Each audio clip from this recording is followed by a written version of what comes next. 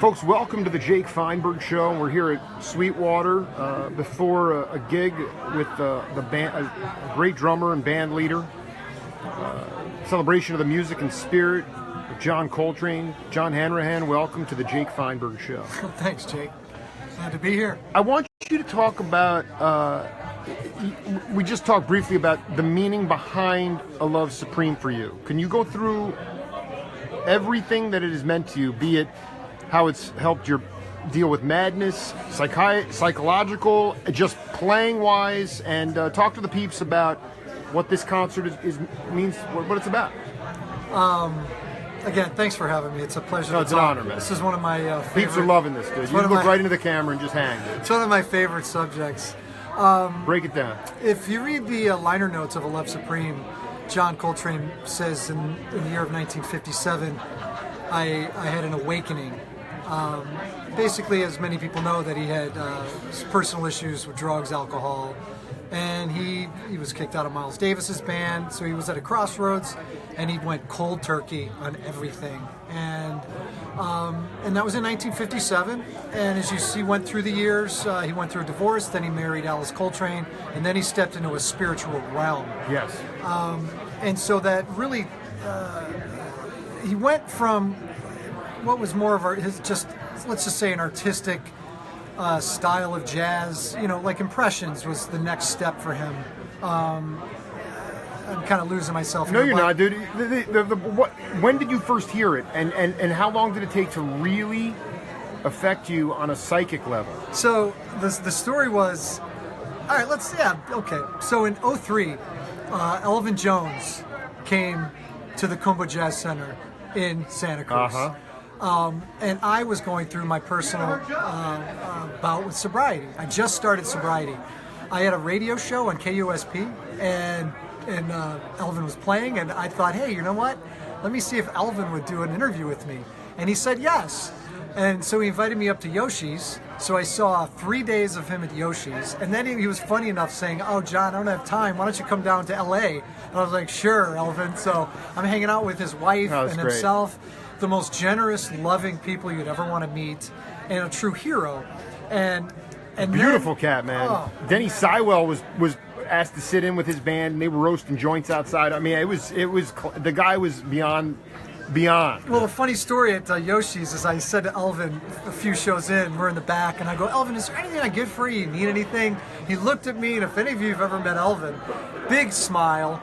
He looks at me, the smile, the teeth comes out, he goes, you know what I really would like, John?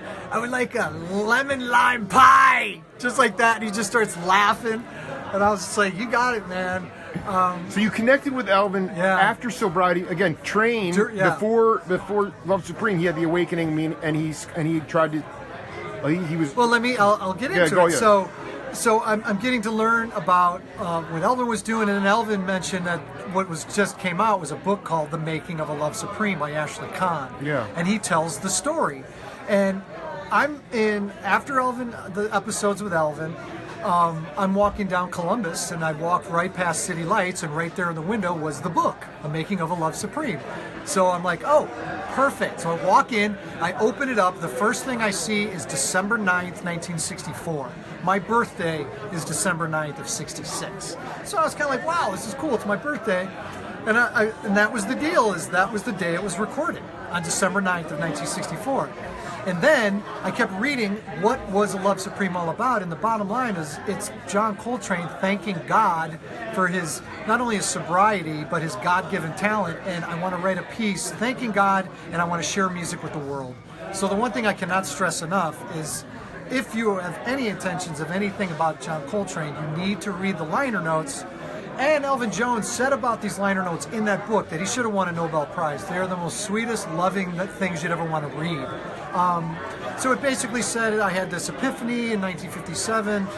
I asked God for help. Sure. I got it. And let me ask you something.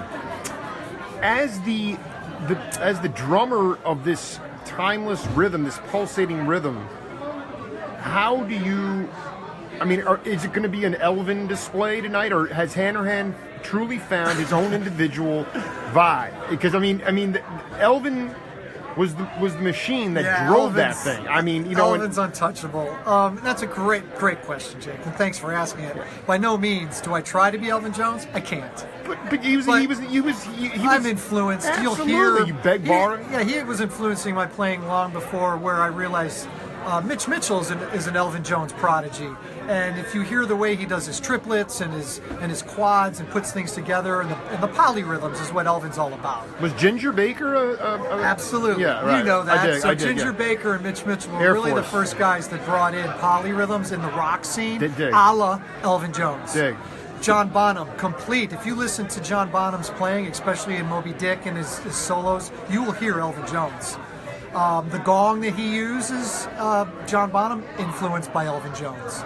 So getting into it, I realized I was falling back on a situation musically and also spiritually that I kept listening to Love Supreme, and it was helping me through the beginning of my sobriety. And it just really gave me a purpose and an understanding and a huge connection. Okay, I want to ask you, when you With were what getting was- edgy, would you put it on? Or was it, I mean, like how did it help you? Because sometimes you're like, I don't have the energy to play the traps right now. How, like when you heard it, did it take the edge off? I mean, this is important. Because this stuff is so, we have major addiction problems in this country today. Hasn't gone, You know, to be honest, I couldn't stop playing it. I was obsessed. I was in a very manic state. Yeah. But it really helped just soothe me. And I felt just such this connection, and it gave me a purpose to play the piece. And so I decided, and it was on December 9th, 2003, was our first performance in Chicago with my band. It was with John Kaki on piano. It was Brian Gephardt on saxophone, later replaced by Jay Moynihan. Yeah. And then the bass player is Chris Bernhardt. And sight unseen, I said, guys, I'll meet you at Martyrs. And we played it. And it's just evolved. And I was able to play it at the Monterey Jazz Fest on 2014 as part of the 50th anniversary in Dizzy's Den, which was, to this day, the greatest show of my life. And now today, I think I'm about to walk into the greatest show of my life. okay, so I interviewed Kaiser before, and he's like, you guys have hung one time, and you're asking him to play the gig. And I'm like, well, Hanrahan knows what he's talking about because Henry Kaiser plays music from the heavens. But what was your gut telling you about Kaiser? The other thing is this. When Love Supreme was coming about, the saxophone was the major lead improvisational instrument. In fact, the guitar was not. Sure. Okay, now you have two monster guitars on the stage tonight. Sure. You talk about that evolution. You're bringing the rock into it, into the love. Here's the thing is, I was piecing the band together, and Yeah. I spoke with Tom Miller, who's a booking agent in Santa Cruz area, great guy. I owe a lot of this to him, because I said to him, as we were booking and talking about one of his venues, I said, who do you think locally? Without even thinking, he goes, Henry Kaiser. So I know Henry, or knew of him. Yep. Never met him. I dig. I called him. He jumped on it in a heartbeat. And then we started talking about, okay, he had a sax player. I suggested my guy who was unavailable, so he picked Larry Oakes, great player. And then he said, well, he goes, are you aware of my playing, John? I go, yeah, Henry. He goes, well, then we need another guitarist. I said, beautiful. And I threw out a couple names, and trust me, I was thinking Steve Kimmock before he said it, but I don't know Steve Kimmock, and actually I'm looking at Steve Kimmock with pure respect and thinking he's untouchable. And Henry goes, what about Steve Kimmock? And I'm like, I thought about Kimmock, but I don't know him. And Henry goes, I've been playing with Steve for decades. I'll call him. Steve jumped on the bill. 30 years they've been playing. Yeah, he jumped on the bill right away. That's He said, beautiful. He said, I would just be honored to play it. Can I ask you though, as a non-musician, I mean, Kimmock's got great rhythm chops, but he's not there to be. They're both soloists. So why did Kaiser need another? Explain that. Why did he? If you're aware of Henry's playing, Henry doesn't play melodies.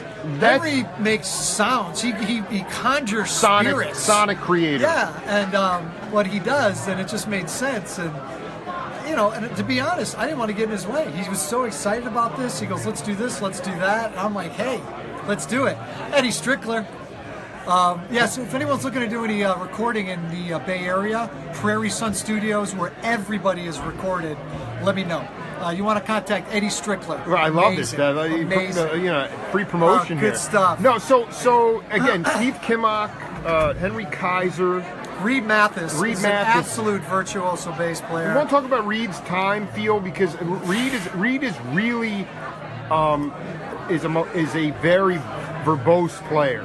I've already told the entire band. I said just follow Reed tonight. I said everybody listen to Reed, follow Reed, because we're throwing this whole thing together. It's an interpretation. You've been doing this for a minute, though. I mean, Well, you've had this is the first iteration of this group. Correct. So the versions I've been doing are very traditional to the Coltrane style. This one we're taking a departure, Wow. and we're playing the shell but improvising and just incredible levels. Then you got Bob Brailov, who worked with the Grateful Yeah, Dead. please. I'm sorry, Bobby on keys. Yeah. I mean, what a wizard. And he's just an amazing guy, the sweetest guy. Again, all these guys, the minute I asked them to be a part of this, they were just so humbled. And, I've got Steve Kimmock saying, thank you for thinking of me. I'm so grateful. I'm just blown away. I mean, to share the spirit, and that's what this is all about, is musicians are so excited to play this piece. Because I want even your listeners to think about how many of you folks out there have actually seen this piece performed live. And when I started playing it before, nobody saw it performed live. I saw it one time, and it was Branford Marsalis and McCoy Tyner, at the Monterey Jazz Fest. And it was in the Coltrane style, and it was unbelievable, right? And one of the greatest compliments I ever got, which was hilarious, was by a friend's mom, where she goes, "So I heard you're doing something. What is it?" I go, "Yeah, we're playing, Yeah, right. playing a Left Supreme." And she looks back and smiles at me, and she goes, "That's bold." And I'm like, "Yeah, it is." But I said, I surround myself with amazing musicians, and we all just do our best, and it works. So, and I just want to give a big shout out to Tim Jackson, who runs the Kumba Jazz Center and is the director and curator of the Monterey Jazz Fest. He helped me put this together, and I wouldn't be sitting here without him today. And the whole crew, Jeff Sloan, Sandy Sloan, an amazing venue that plays world-class jazz once a week in Santa Cruz, which is, I'm just really, really lucky to be a part of that. So thank you, Tim Jackson. Tim Jackson, let me ask you a question. I more and more now I'm thinking, I just want you to give a shout out to,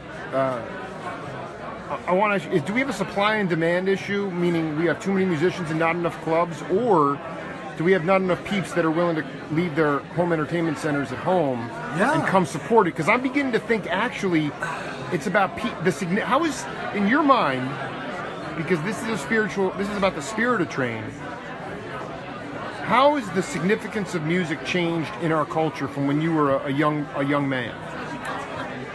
Wow, that's a big question. Well, coming from Chicago, I was in a city that always had people, right? So they were able to, you could play a show where you'd almost have 20 people show up no matter what. That's true. In a city There's a mythology that it was packed out. So Yeah. the idea of, I was able to bring this show to Chicago first, and then to play it in the Kumbwa is where it really took off. And our first show, we almost sold out the Kumbwa, over 200 tickets. Tim loved it. He said, let's do the Monterey Jazz Fest. Were people dancing? No, it's a sit down. But for it's sure. not, no one's sitting. There's no chairs here. Well, that's so you can fit 300 people. Again, sold out show tonight. That's how you can fit 300 people in here. So. But do you think that I mean, it is about as Rockalam Bob Moses says, it's about let the body dance. For sure. And for sure. As heavenly Bob as Moses, that's beautiful. the Rockalam he's tuning in, and I'm just saying that. Hey, Bob. Thank you. Well, I mean, on so many levels. I mean, how important it is for you, a priority every time you take the bandstand to touch people's hearts. Well, that's what this piece is all about. It's a spiritual. I am here. I mean, to be blunt, I don't mean to sound. I'm not in this for the money. I do this piece for an absolute personal reason, and it's about my sobriety and connecting with John Coltrane, but sharing the spirit of John Coltrane with this audience, and people are hungry for it. I mean, and also being in the Bay Area, which is still an area where people actually come out to see live music. But back when I was a kid, as we know, people didn't have all these distractions, and there weren't all these DUIs, there weren't all these... Right, you know, Mothers Against Drunk Driving. I'm not trying to carve about that. There's no computers, so people actually talked to each other, and they actually went out and exchanged things musically and live, and so times have changed. So what I figured to do is to put together something that would actually entice people to come out in the spirit of John Coltrane, using John Coltrane's music.